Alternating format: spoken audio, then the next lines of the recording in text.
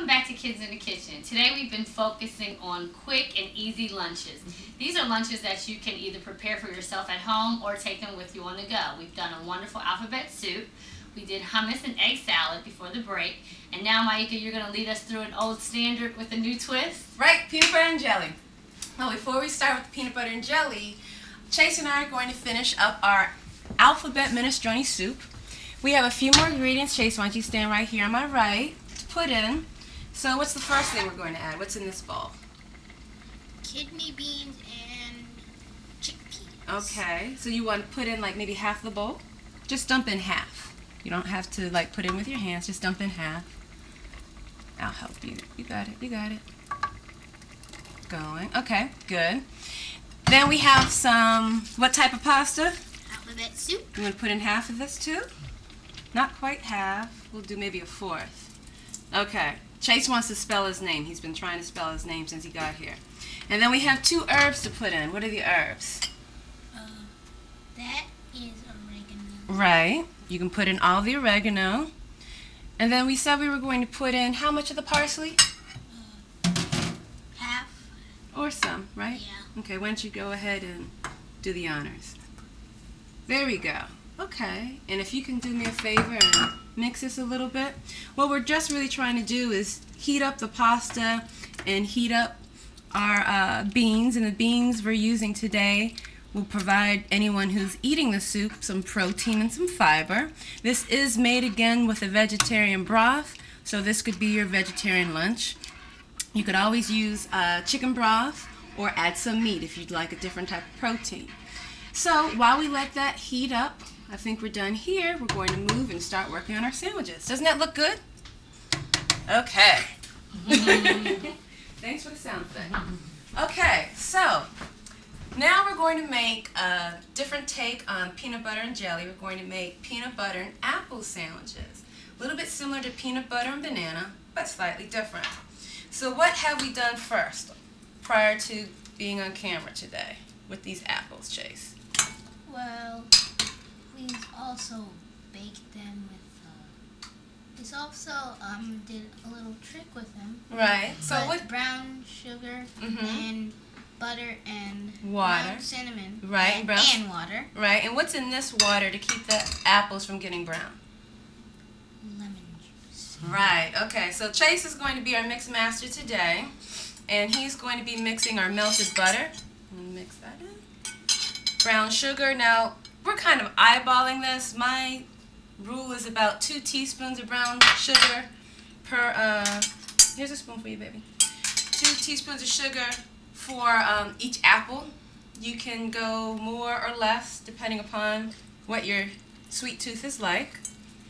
And we just kind of eyeball the cinnamon too. We're just going to mix this all together. Go ahead and start mixing. Chase is going to make sure everything is very well coated. We did this earlier today, so we do have some apples pre-prepared. The magic of TV, popping fresh apples. And then some cinnamon.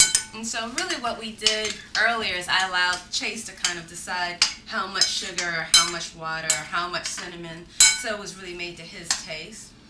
We want to sprinkle some cinnamon on there too. We cooked the apples in the oven at 350 for about 15 to 20 minutes. They're a little soft, a little crisp, kind of at the same time. Go ahead and mix that in there, so that they're not mushy. You don't want a mushy apple. And the nice thing is that it's similar to almost having apple crisp. So you could either have that as your fruit for your lunch, or you can also just put it in your sandwich like we'll be doing in a second. That looks good. Here's our finished product. Lottie! Okay. And so now we're going to start making our sandwiches. Okay, so I'm going to put this over here so you have access to the apples, and we're both going to be making peanut butter sandwiches. However, Sheila's going to be making the hummus sandwich. We're going to have a lot of things going at one time, so hopefully you'll be able to see how to make a good sandwich. Let's start. Here's your knife. Do you want me to share a little bit about the hummus? Sure. Okay. Well, what we have here is the hummus that we prepared. Plus we have a pita pocket. We took a small pita bread, sliced it in half, created little pockets.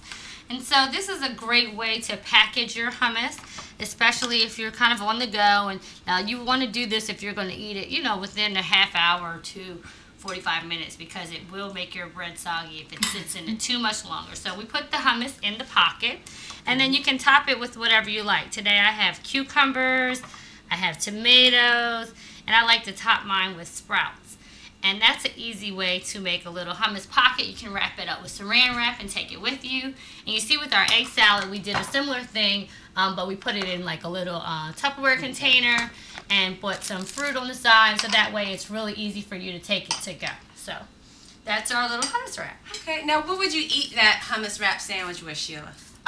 Well, me, I would probably make myself about 2 of these, and maybe I would have some sun chips or fruit, and that would be a pretty complete meal. Actually, hummus has, it's kind of dense, which is nice because it's pretty filling, and then it has the protein of the beans. Okay, so I decided to make peanut butter and fluff. It's an ode to my mother. It's one of the favorite sandwiches my mother never allowed me to have as a child, but strangely enough, she eats them all the time now. So I keep marshmallow in my house, and so I have this normally for lunch sometimes when I need a little bit of something sweet. And as you notice, over here, Chase is very nicely adding his apples for his sandwich. That looks really great, and I like the baked apples and peanut butter. That is so different. What happened to peanut butter and jelly? Well, you know, we had to be a little bit fancy today. Okay. So let's see what else. We have some other serving suggestions. And really what we want to do is encourage you when you're making your lunch to include a protein, a dairy if possible, some fruit, some vegetables, and some grain, so that you and your family are eating a well-balanced meal. So as you can see, we kind of have those selections here. So over here would be our soup. We'll be serving the soup with some oyster crackers because it's kind of fancy, kind of not. And then mandarin oranges. The mandarin oranges, because they're very easy, you don't have to peel them. They're very sweet, and they're easy to eat with your fingers. For the peanut butter sandwiches, again, we have the apples or the pretzels. And then for the egg salad or the hummus, we have the celery, carrot sticks, or grapes. Or crackers. Or crackers. We also brought out some crackers. This is a great way to serve it if you're having company come over for lunch. You can serve it up with some crackers or some chips. Okay. Okay, well, I'm ready to dig into something. Go ahead. Why don't you start digging? Okay. And I'm going to bring over the soup in a bowl. Okay. And cut this in quarters. Chase, what are you going to start with first? Egg salad. Okay, go ahead.